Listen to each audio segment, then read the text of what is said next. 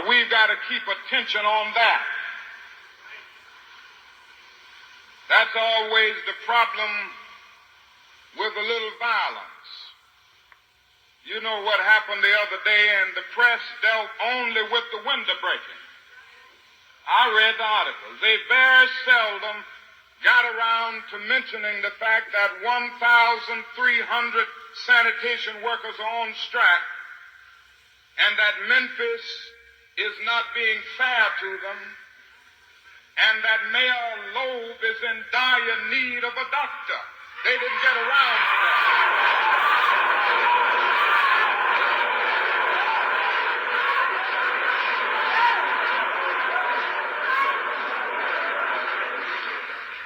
Now we're going to march again, and we've got to march again in order to put the issue where it is supposed to be.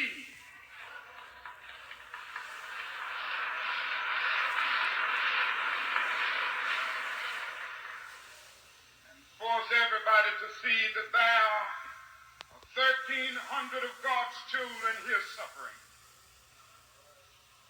Sometimes going hungry,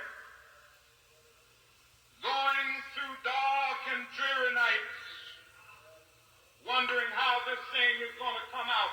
That's the issue. We've got to say to the nation, we know how it's coming out. But when people get caught up with that which is right, and they are willing to sacrifice for it, there is no stopping point short of victory.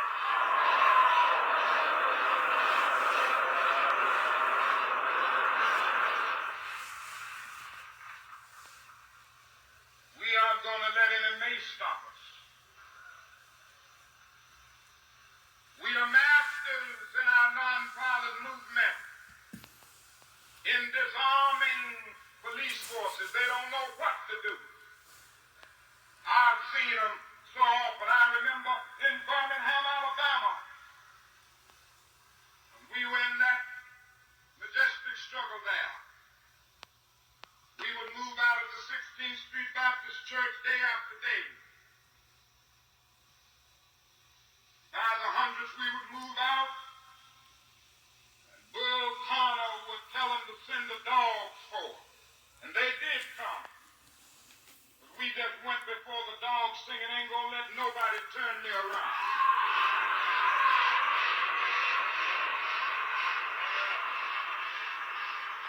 Bull Connor next would say, turn the fire hoses on.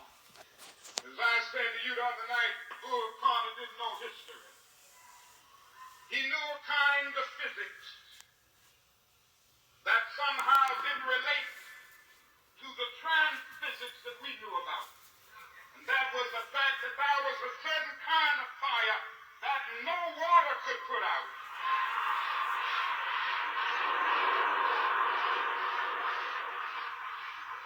And we went before the fire hoses. We had known water. If we were Baptist or some other denomination, we had been immersed. If we were Methodist and some other, we had been sprinkled, but we knew water. That couldn't stop us. And we just went on before the dogs, and we would look at them, and we'd go on before the water hoses, and we would look at it. And we just go on singing, over my head, I see freedom in there.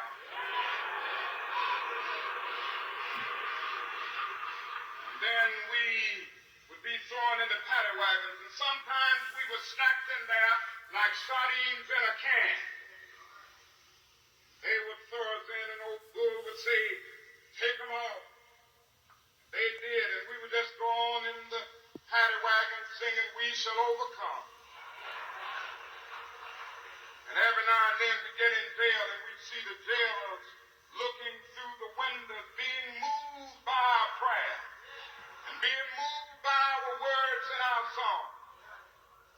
There was a power there which Bull Connor couldn't adjust to. And so we ended up transforming Bull into a steer, and we won our struggle in Birmingham.